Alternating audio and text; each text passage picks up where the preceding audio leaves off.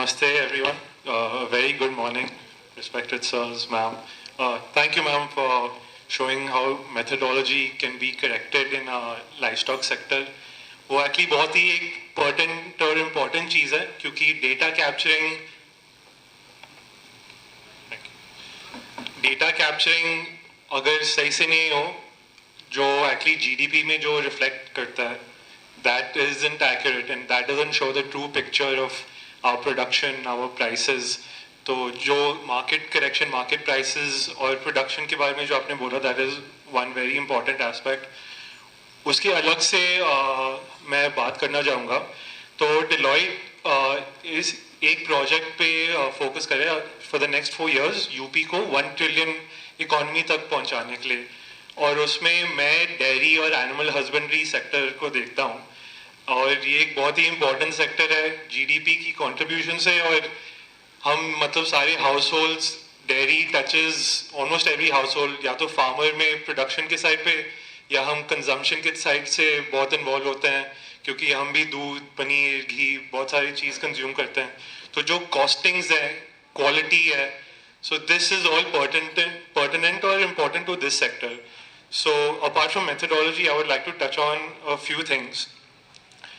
तो बस मैं पहले ही शुरुआत करना चाहूँगा ओवरव्यू से हमारे प्रोजेक्ट में तो कल हमने एग्रीकल्चर सेक्टर के बारे में बात की बस थोड़ा अप्रोच के बारे में मैं बात करना चाहूँगा तो हमारे एग्रीकल्चर में हम क्रॉप्स हॉर्टिकल्चर ये पोल्ट्री फिशरी सबको देख रहे हैं और इसमें डेयरी में फोकस हम प्रोडक्टिविटी इन्हांसमेंट के ऊपर देखेंगे कि जो हमारे गाय हैं भैंस हैं उसका जो मिल्क यील्ड है जो अभी 3.6 to 4 किलोग्राम्स पर डे है उसको कैसे बढ़ाया जाए अगर मैं पंजाब गुजरात राजस्थान में देखूं वहाँ पे productivity is almost more than 7 kilograms per day Punjab में इट्स ऑलमोस्ट एंड हरियाणा में it's almost 9.6 to 9.2 kilograms per day and that is a factor of many reasons वहाँ पे चारा का डेफिसिट बहुत कम है वहाँ पे जो ब्रीड्स हैं जो एग्जॉटिक और क्रॉस ब्रीड्स हम कहलाते हैं वहाँ पे बेटर ब्रीड्स हैं वर्सेस यूपी तो जो अप्रोच है हमने लिया है हम थ्रू प्राइमरी रिसर्च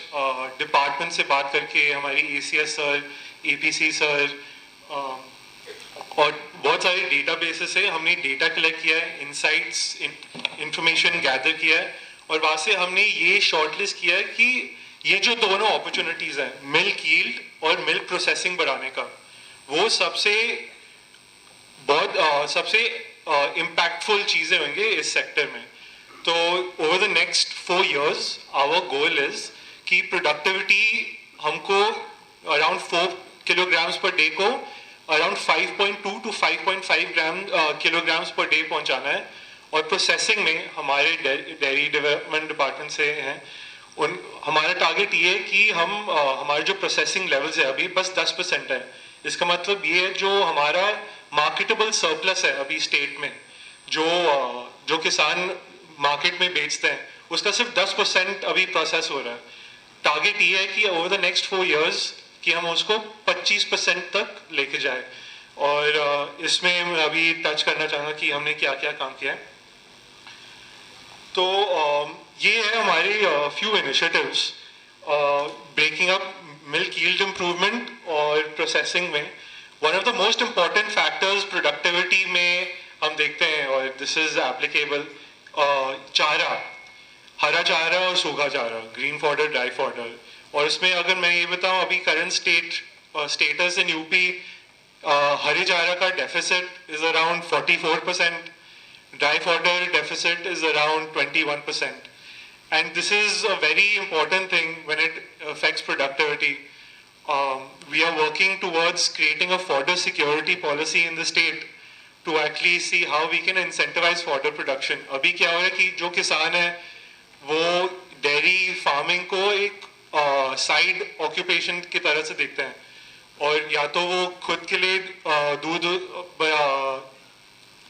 दूध प्रोड्यूस करते हैं अपने घर के लिए या सिर्फ बहुत सारे छोटे घर है जो एक्चुअली कमर्शियली प्रोड्यूस कर रहे हैं क्योंकि वो डेयरी को अपना एक प्रॉपर इनकम के अप्रोच से देखते नहीं है तो फॉडर सिक्योरिटी पॉलिसी एक ऐसी चीज होगी जो सब्सिडाइज्ड फॉडर सीड्स को देखेंगे हम मॉडल फॉडर फार्म्स बनाएंगे जिससे ट्रेनिंग हो सके सारे किसानों को अक्रॉस द स्टेट कि इंटरक्रॉपिंग के थ्रू, नेपियर ग्रास के थ्रू और नए वैरायटीज़ के साथ जो जैसे इंस्टीट्यूट जैसे IGFR आई है झांसी में, जो वो नए वैरायटीज़ के साथ आते हैं, उसको कैसे हम सिस्टम में लाया जाए, और जो हमारे पैस्चर लैंड्स हैं उसको कैसे रिकब्जा किया जाए। अभी पैस्चर लैंड्स का स्थिति हम जब डिपार्टमेंट के साथ बात करते हैं वो बोलते हैं कि अभी उनका जो यूज हो रहा है अभी वो विदाउट पैस्चर के अलावा सब लोग यूज कर रहे हैं अभी, like not for the purpose of grazing.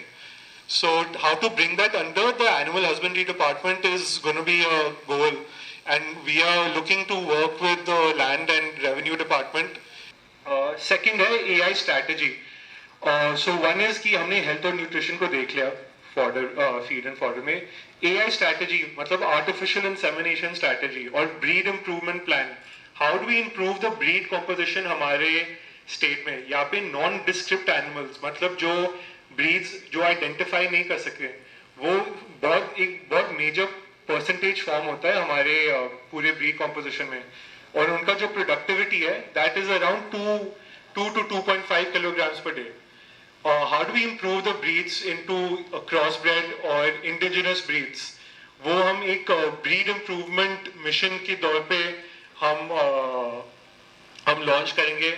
Third party artificial insemination, आप लोगों ने सुना होगा कि बहुत सारे एनजीओ जैसे BEF और JK ट्रस्ट वो भी आर्टिफिशियल इंसेमिनेशन में जाते हैं, तो हम उनको भी इन्वॉल्व करेंगे ताकि जो रिमोट जगह है जहाँ पे डिपार्टमेंट पहुंच नहीं सके वो वहाँ पे हमारी सपोर्ट किया जाए. वहाँ पे उसमें हम ब्रीडर ऑर्गेनाइजेशंस को ब्रीडर सोसाइटीज कहलाते हैं. हमने ये देखा है उड़ीसा में, गुजरात में, ये ब्रीडर सोसाइटीज बहुत एक्चुअली हेल्पफुल है कंजर्वेशन और प्रोपगेशन के लिए जब इंडिजिनस ब्रीड्स के लिए आते हैं. और सेक्स सीमेन प्रोडक्शन, अभी सेक्स सीमेन प्रोडक्शन एक नए फैसिलिटी में खुलने वाला है actually over the next 6 months. Sex semen production ऐसी चीज है जिससे आर्टिफिशियल इंसेमिनेशन की जो कंसेप्शन रेट है वो 90% तक पहुंचा जाएगी. Import of high yielding breeds, अभी एक GOB लॉन्च हुआ है, सर कह रहे थे नंद बाबा दूध मिशन में. इसमें import of high yielding breeds दूसरे स्टेट से, पंजाब, गुजरात, ऐसी ब्रीड्स साहिवाल, गिर, थापरकर, हरियाणा, जिससे दूध की जो प्रोडक्टिविटी पोटेंशियल है वो बहुत ज़्यादा है, उसको हम कैसे सिस्टम में इंडक्ट किया जाए यूपी में, हम उसका प्लान कर रहे हैं अभी डिपार्टमेंट के साथ. और उसका GOB अभी 1.5 महीने पहले ही लॉन्च हुआ है, तो हम उसके ऊपर we are working. Second is department to farmer level trainings. तो अभी एनिमल हस्बेंड्री में अभी कोई एक्चुअली द चैलेंज इज कि वहाँ पे कोई बजट नहीं है एनिमल हस्बेंड्री ट्रेनिंग में. और ट्रेनिंग में सिर्फ डिपार्टमेंट वाले के लिए नहीं कह रहा, वेटरनरी ऑफिस के लिए नहीं, फार्मर्स के लिए भी. जैसे अगर हमको क्लीन मिल्क प्रोडक्शन में जाना हो, चारा कैसे उगा सकते हैं, आर्टिफिशियल इंसेमिनेशन में हीट डिटेक्शन कि आर्टिफिशियल इंसेमिनेशन कब किया जा सकता है, कब करना चाहिए, live stock management, health care, बहुत सारी चीजें जो एक्चुअली प्रोडक्टिविटी और गाय की जो मिल्क प्रोडक्शन और पोटेंशियल जो अफेक्ट किया जाता है, बहुत सारे किसानों को पता नहीं होता इस नॉलेज के बारे में, और किसानी को नहीं, डिपार्टमेंट वाले को भी जो ग्राउंड लेवल पे रहते हैं. सो उसका budget we are working on with the department कि उसका बजट एनिमल हस्बेंड्री स्पेसिफिकली कि कैसे बन सके.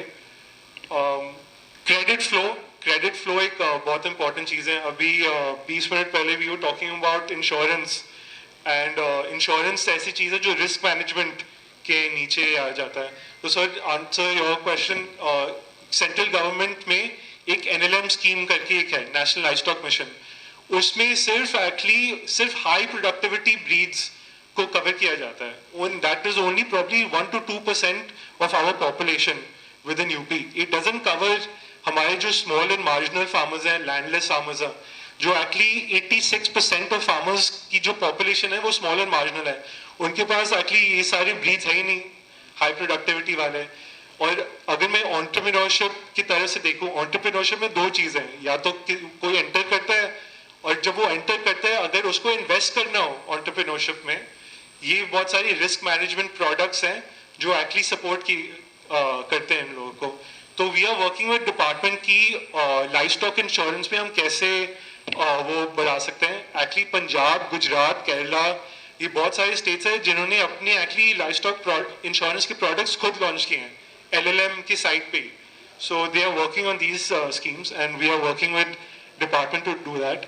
There are a lot of private companies, बहुत सारे startups आए हैं जो actually इनमें आए हैं. और actually ये जो है ये heat indexed insurance है. इसका मतलब ये मैम ने बोला होगा कि 3 सीजन है जब लाइफ स्टॉक की प्रोडक्शन रिकॉर्ड किया जाता है. समर, विंटर और ऑटम. समर की जो मंथ्स हैं वो सबसे कम होता है प्रोडक्शन में, और उन मंथ्स में फिर लाइफ स्टॉक इंश्योरेंस का बहुत प्ले होता है ताकि वो फार्मर्स को इनकम के दौर पे सपोर्ट किया जाए. सो क्रेडिट हम ऐसे चीज पे काम कर रहे हैं. और ऑलरेडी नंद बाबा दूध मिशन में सर बात कर रहे थे कि प्रोग्रेसिव फार्मर्स को कैसे अवॉर्ड किया जाए, उसमें ऑलरेडी लॉन्च किया है. तो we are working towards credit already, how to propagate that. ये बात थी प्रोडक्टिविटी के ऊपर. अभी प्रोसेसिंग पे मैं पहुंचता हूँ.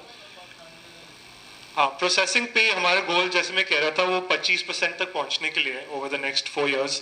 तो नवंबर ऑफ 2022 हमने ऑलरेडी डिपार्टमेंट के साथ डेयरी डेवलपमेंट पॉलिसी लॉन्च की थी.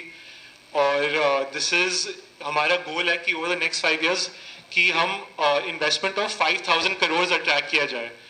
And we are working towards that. हम ऑलरेडी इन्वेस्टर्स के साथ बात कर रहे हैं, प्राइवेट स्टेक होल्डर्स, कंसल्टेशंस बहुत सारे किए हैं ताकि हम उनको इन्फॉर्म करें कि ये पॉलिसी है, आप अवेल कर सकते हैं. और हम ये भी समझना चाहते हैं कि उनका चैलेंजेस क्या है अभी फैक्ट्री सेटअप करने में, यूनिट सेटअप करने में. तो dairy development department is working very strongly on that.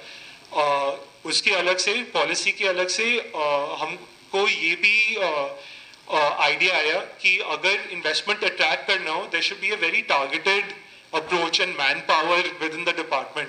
तो हम एक इन्वेस्टमेंट सेल पे भी हम काम करें डिपार्टमेंट के साथ, जिसके साथ 2-3 लोग डिपार्टमेंट में सिर्फ इन्वेस्टर अट्रैक्शन और फैसिलिटेशन के ऊपर ही काम करेंगे, ताकि कोई भी स्कीम, एप्लीकेशन प्रोसेस, अभी कोई अप्रूवल प्रोसेस भी चाहिए हो दूसरे डिपार्टमेंट्स के साथ, ये 2-3 जो लोग होंगे डिपार्टमेंट में ये सिर्फ और सिर्फ इन्वेस्टर्स के लिए ही बैठे रहेंगे.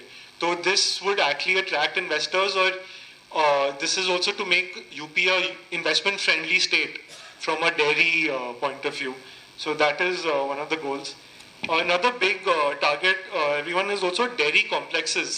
ये हमने ये concept पढ़ा है पंजाब, हरियाणा, गुजरात से, जहाँ पे लाइफ स्टॉक को सेंटर में रख के एक पूरा इकोसिस्टम बन रहा है, जहाँ पे मिल्क प्रोडक्शन एक कमर्शियल तरीके से हो रहा है, जहाँ पे फार्मर्स, किसान 50 से 100 से 200 मिल्क एनिमल्स को रखते हैं.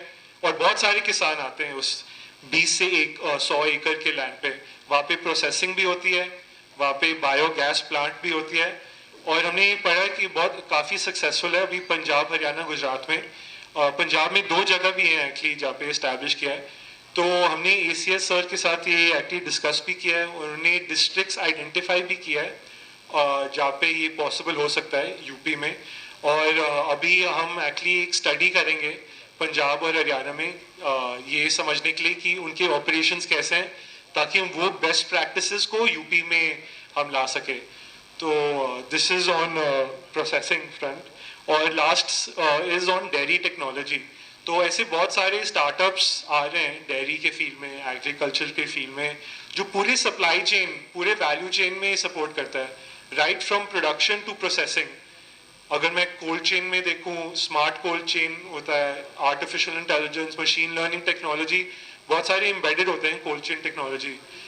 अगर मैं प्रोडक्शन के साइड पे देखूं, फ्रॉम आर्टिफिशियल इंसेमिनेशन टेक्नोलॉजी, जहाँ पे ऐसे भी RFID टैग्स होते हैं जो डिटेक्ट करता है कि कब आर्टिफिशियल इंसेमिनेशन करना चाहिए, हीट डिटेक्शन हम कहलाते हैं AI में. और वहाँ पे ये पल्स रेट के साथ, हार्ट रेट के साथ, ब्लड प्रेशर के साथ वो ये भी डिटेक्ट करते हैं. जैसे हमारे स्मार्ट वॉचेस होते हैं ह्यूमंस के लिए, ऐसे लाइफ स्टॉक के लिए भी टेक्नोलॉजी आ रही है. तो हम वो देखें कि हम कैसे डिपार्टमेंट के साथ काम करके और इसका फील्ड का पे इम्प्लीमेंटेशन पायलट्स के थ्रू या FPOs के थ्रू या सोसाइटीज़ के थ्रू कैसे हम इम्प्लीमेंट किया जा सकते हैं. So that is the plan over the next 4 years. Yeah, thank you very much. If you have any questions.